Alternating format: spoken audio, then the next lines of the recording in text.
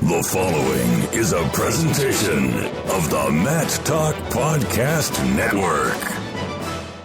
These guys aren't playing around. It's time to put the books away and get in the room. It's time for Wrestling Recess. Now your hosts, Dyson Gould and Dom Deputy. PA Power Wrestling. Pennsylvania is wrestling. All right, folks, here we are, PA Power Wrestling, bringing you a special guest, assistant head coach from Appalachian State, Josh Roosa. Josh is a former PA Hammer out of Crestwood High School and then wrestled college at Bloomsburg. He joins us tonight, and with me, first time get to do a little interviewing with Dom Deputy. Dom, thanks for having me with you tonight. Thanks for having me on with you. Yeah, hey, Josh, thanks for coming on with us, taking some time out of what is this unique schedule that we're all kind of on right now. Yeah, no, I appreciate you guys having me on. So I'm going to get right into the main topic right now. How has COVID-19 affected you personally? Well, obviously, I'm not getting to have my hands on my guys, and not being around my team right now. So that's kind of a big deal for me. It's me and my wife really have to kind of take this seriously. We have a newborn baby in the house. Joe's only 2 months old now. So, we're being extra cautious in that regard. So, but really, the biggest thing is just, obviously not going to work every day and being with my guys and stuff like that. But, we're just really eager to kind of get through this thing and get back to work. So what kind of contact are you having with your guys? Are you having like daily contact with them? You filtering them workouts, things they could be doing on their own? Yeah. So we actually meet as a team once a week through Zoom. So we are getting to see their faces and stuff like that. And then, you're meeting with guys too. So we're doing a lot of end of the year meetings and stuff. So we'll get on Zoom with some guys individually and kind of go through kind of how they felt their season went and stuff they're looking forward to doing next season. So, we have quite a bit of contact with the guys. A lot of it's individual at this point. And like I said, we are meeting with our team once a week. And then, obviously we're still heavy in recruiting, doing a lot of Zoom visits with some studs. So that's kind of what we got going on. Now you're talking about meeting with your team and everything. Is that giving you a real close interaction with your seniors and everything of how they're feeling and everything? Yeah, this all kind of happened, and obviously we were able to see them at that point. So everything hadn't really been shut down yet. When all the big news happened, they canceled the NCAA tournament and stuff like that. So we were able to kind of be there for them when this initially happened. But yeah, all those seniors have been on all of our meetings so far. So it's not like we just the program was those guys are done and won't be able to be with us next year. But they have been on all those calls and kind of still being a part of the team. And obviously everyone still has their academics going on right now too. So, we're keeping a close eye on that. And, our senior leadership really has done a good job of making sure our guys are staying on top of all of that kind of stuff and just trying to keep them motivated through this very, awkward time in just life. So, I'm just really looking forward to, like I said, getting back to seeing everybody in person. Now, speaking of the NCAA cancellation, did you see it coming at all? Yeah, as soon as kind of all those major sporting events started getting canceled, you kind of had an idea it was going to happen.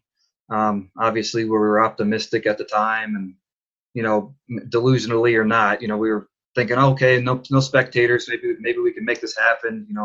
We were just hoping to get through it, and then everything kind of just kept progressing, and it just kind of looked more bleak as it kind of went on. But it certainly wasn't a super shock to us. I kind of saw it coming a little bit, but, still super disappointing for our guys. Now, they had that meeting a couple weeks ago about giving that extra year for the wrestlers. Did you think they would give it? I really don't think so. Just logistically, I just didn't foresee that happening. I wasn't thrilled with the decision. And I kind of understand why they have to make that decision, but at the same time, in my opinion, the NCAA should kind of, I won't say get off their butt, but try to find a way to make this championship happen. There could have been some avenues, in my opinion, to kind of kind of make a championship happen in some way, shape, or form at some point in time, instead of just going ahead and saying, yeah, it's canceled and that's it and we're done. Maybe, should have used that word postponed or something like that to kind of maybe leave a little hope for these guys to have a little chance at finishing their careers off the right way. So, like I said, I don't know that the extra year really would have been feasible for guys. Obviously, we got guys looking at going into other avenues, starting their careers, outside of wrestling and stuff like that. So, I don't think that was necessarily the big fix that would have made it all work. But, it really would have been nice to try to, get them to have the championship in some way at some time. Now, you get guys like that are taking those Olympic red shirts and everything. How do you think the NCAA will handle that? That's a good question. I'm not quite sure. Obviously, I think they'll probably have to do it again. I can't foresee them just saying, yeah, that's it for you guys, and you can't pursue your Olympic dreams because obviously the Olympics is not going to happen this year. So, I would think that they'll extend those out in some way and make some kind of, different kind of rule to kind of make that happen for those guys. All right, so Josh, changing gears here. Let's talk about let's get to know you a little bit. What got you into wrestling? My dad was actually wrestled his whole career. So he is actually a college wrestler, wrestled for Moravian College in Bethlehem, Pennsylvania, Division III school at the time. They actually don't have wrestling anymore, but he had he really loved the sport. And so he was really the one that kind of got us started in the sport. Growing up, did you play any other sports, or you focused in on wrestling? I actually played football all the way through 7th grade. And believe it or not, I actually played basketball for a while too. I did both sports, so I wrestled and played basketball. So really the only reason I did that though was to hang out with my buddies. They all played, a lot of my friends played basketball, and I remember those were some busy times because I'd go straight from youth wrestling practice, hustle over, literally would finish our practice. My dad or mom would take me all the way over to the other gym, and I'd start basketball practice late at night. So there's some busy nights. In your youth wrestling, or even basketball for that matter, or football, any coaches that were really big influences on you to help you get you where you're at today? Yeah, I've had several coaches throughout my career, and definitely at different times in my career that have been really influential. As a youth, Jerry Accordino is probably the guy that I can credit for a lot in my wrestling. He really was the guy that knew how to push my buttons and kind of was the guy that kind of elevated me to a high level of wrestling, I'd say.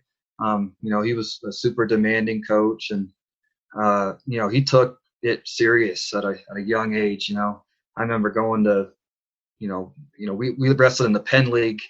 We had dual meets and stuff like that, and you knew it was like a big deal. Like you were going to the dual meet and wrestling in the YMCA or something. And it was like a big deal. It was a lot of pressure, and there's parents and coaches that wanted to win really bad. So it was a lot of fun. And, I could really credit Jerry for my competitive spirit for sure.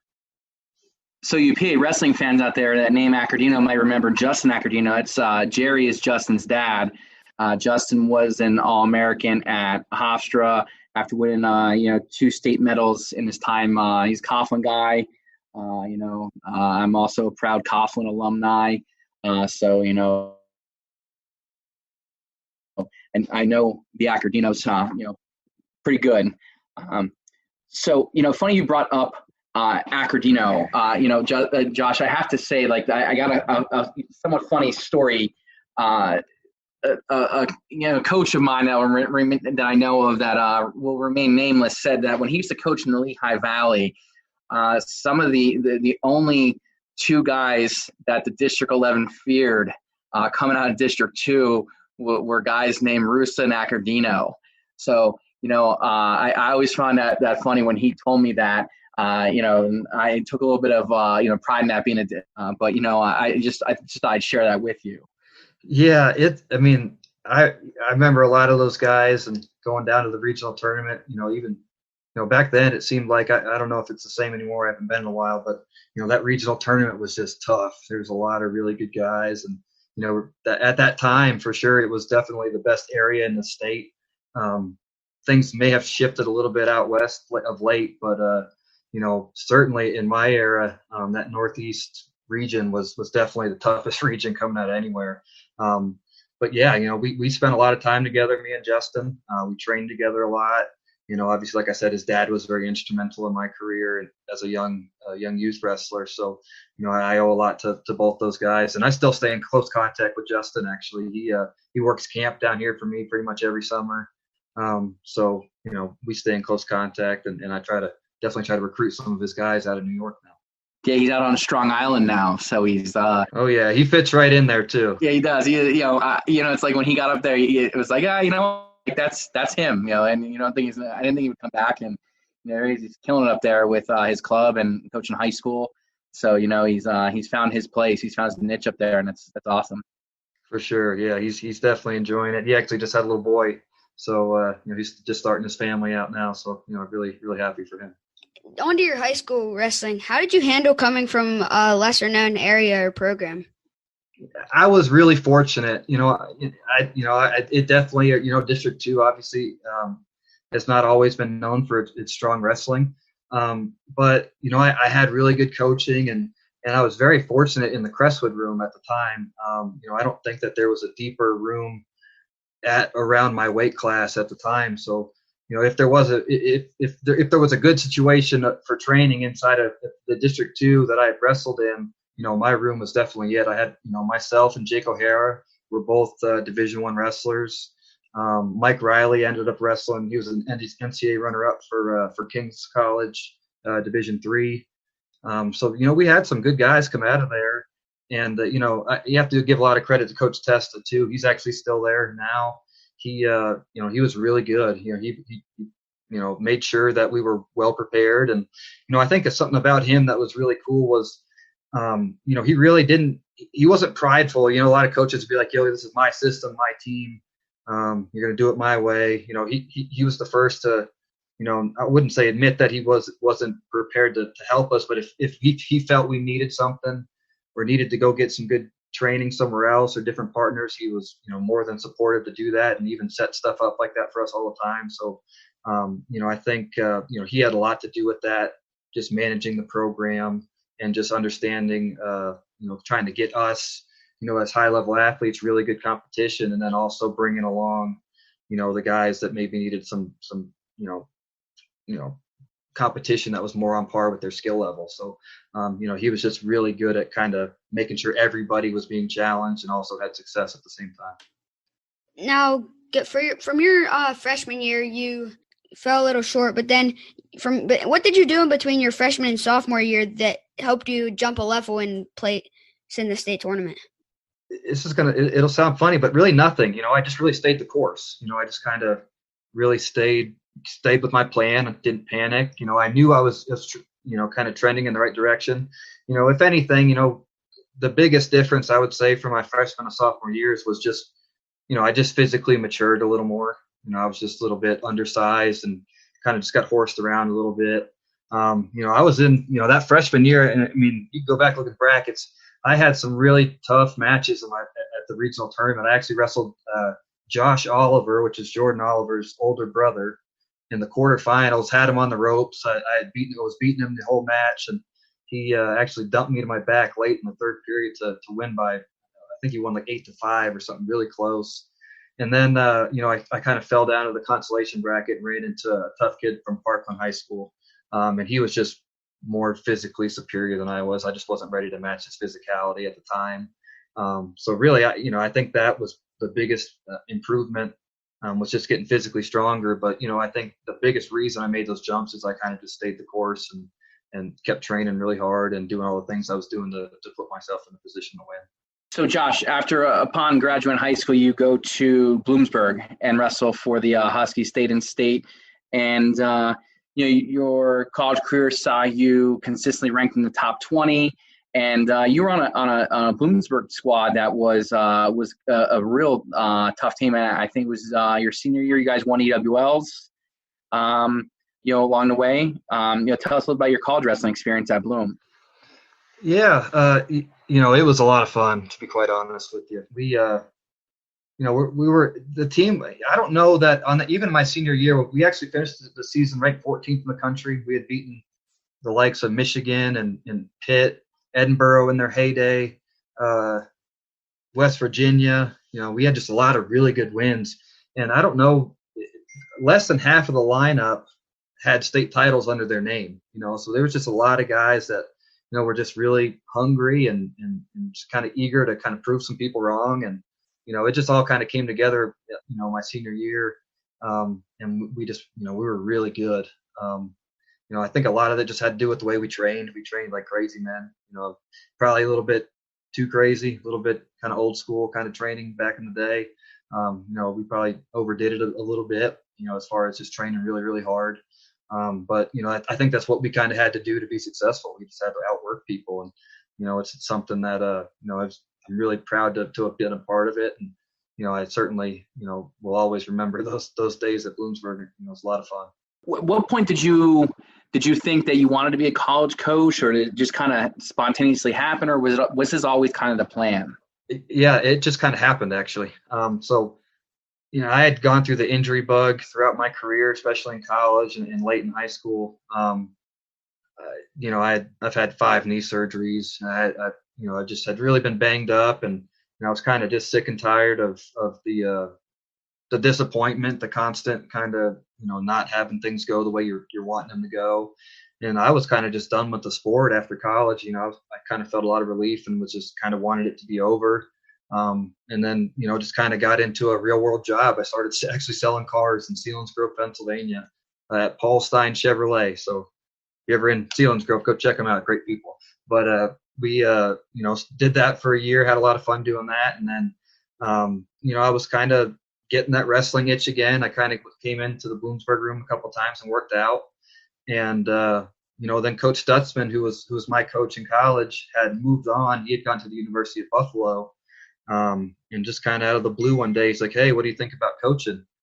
And I was like, "I don't know. I might give it a try." And he's like, "Well, why don't you come out and be an assistant coach for me?" Little did I know he was going to pay me $18,000 and I was going to live in poverty for a year. But, I did that and really enjoyed it. And from there, just kind of progressed my career along and kind of been doing it ever since, going into my 7th year now as a college wrestling coach.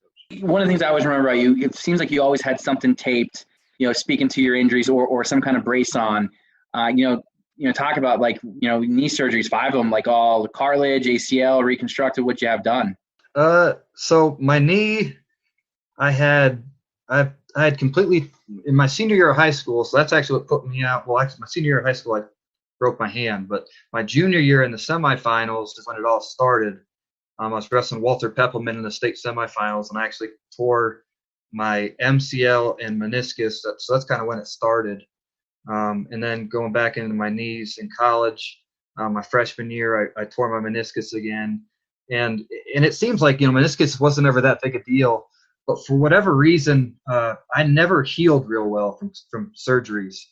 Most people can have a knee scope and, clean out their meniscus, and then in a couple of weeks they're up wrestling. And it just wasn't the case for me. It always took me, 3 to 4 months to ever come back from anything like that. So, that's something that was hard for me. So I had a couple meniscus surgeries in college, and then tore my LCL and meniscus for the last time in my senior year of college, actually in November. So I actually took most of the month of December off and didn't get back on the mat until January. So, and then actually I had a surgery here at App 2 years ago, and that was my last one. So my fingers are crossed. I think that's it. I've been feeling really good, so we're trying to keep it that way. Just wanted to let you explain that part. Now, talking about Boone, North Carolina, it doesn't jump off the map to you. It's not a destination. What makes the town of Boone, North Carolina? What's great about that part, living out in the mountains in North Carolina? What makes it great? It's just a really unique place is the way to kind of describe it. The setting is beautiful. The Blue Ridge Mountains are, just really just beautiful. If you like any kind of outdoor activity, fishing, hiking, running, anything like that, this was the place to be. And then just the town of Boone, like where Appalachian State is actually located, I describe it as, I know you Pennsylvania people love your Penn State. It's basically like a mini state college put on top of some big mountains. It's really a cool small town kind of feel. The university is really what makes Boone kind of, big. It's the main employer in town, that and the hospital. It's just really a community that gets behind the university. Obviously, we've had top-notch football for a lot of years. A lot of tradition there. And then, it's actually it's not a small college either. A lot of people have a misconception. They think Appalachian State and they're thinking 8,000 students. We have 20,000 students on campus, so it's certainly not a small school by any means. So, it's just really an awesome community that gets behind a university and it's just kind of a really special place in that regard. What makes Appalachian State just the university itself and everyone in it so unique and such a great community? I think just kind of you always feel like the underdog for some reason. I think unfortunately we get this rap of like I said, everyone thinks of us as a small school and we're not. We're a major athletics department. I think we kind of, a lot of our programs, ourselves included in football and some other programs that are really successful, really have a blue collar mentality. We're really, about putting in the work and working really hard to kind of get what we want. And we always feel like we have something to prove. And I think that's why, especially us in football really, kind of have this kind of chip on our shoulder, always trying to prove people wrong and that we belong in the major kind of college atmosphere of college athletics. So, I think that's kind of what really makes it unique. Last question here, and we wanted to end with the Appalachian State stuff. We know you're getting a few guys out of PA this year's recruiting class: Tristan Pugh, Kyle Waterman from Council Rock South. Well, two questions. First question: why? But in your opinion, why is it important to have a foothold in PA, and what do you know you're getting out of kids from Pennsylvania when you bring them down to Boone, North Carolina? And obviously, it's my home state, and I love Pennsylvania, and I think what makes it more accessible is in the recruiting, landscape. It's all about your relationships, and I have a lot of relationships in Pennsylvania and a lot of contacts and guys that are keying me into certain guys. But I think what makes kids from Pennsylvania special is just their passion about the sport. It's a 365-day commitment for guys in Pennsylvania. They're really, passionate and knowledgeable about kind of wrestling and what it takes to be successful. And I think what's nice is usually, for the most part, when you get a kid from PA, they're going to have been well coached. So they're not going to, come into your program and have to feel like you have to kind of erase everything they've ever learned about wrestling and reteach them how to wrestle. So you have a good solid foundation of skills that you can build off of. And I think that, that's kind of really the main reasons why, I like to try to stay in Pennsylvania. Well, Josh, I think that's all me and Joe have for you today. I had a blast. I don't know about you guys, but it was great for me. No, I appreciate, Josh, you taking time out of your schedule. I know you guys are, the rumors of sport, and you guys are doing great things on Zoom calls with recruits. And I know you guys are busy with that stuff. And so, keep doing what you guys are doing. Keep getting those guys out of PA. For those of PA wrestlers that listen to these podcasts and listen to these coaches that come on, this is a program that definitely I got to see firsthand this year compete at the Keystone Classic, and they do things right. From talking to the guys on the team, just watching how they operate. It's guys that do things right. So, Josh, Pennsylvania's proud of you, what you're doing down there. And again, like I said, appreciate the time you took out of your evening tonight to come on and talk a little wrestling with us and getting to know who Josh Roosa is. Definitely. Yeah, I appreciate you guys and all that you guys and PA Power Wrestling does. You guys do an awesome job of promoting our sport and our state. And, I'm really proud to be from Pennsylvania and hope to continue to bring down some PA studs to North Carolina. Best of luck with with the quarantine and recruiting and camps this summer and getting your guys better. And this will be behind us hopefully before we know it. Yeah, great. I appreciate it, guys. Again, thanks to Josh Roosa for coming on tonight. This is Joe Youngblood and Dom Deputy, wishing everyone that safe and healthy times, and give us a listen. Thanks.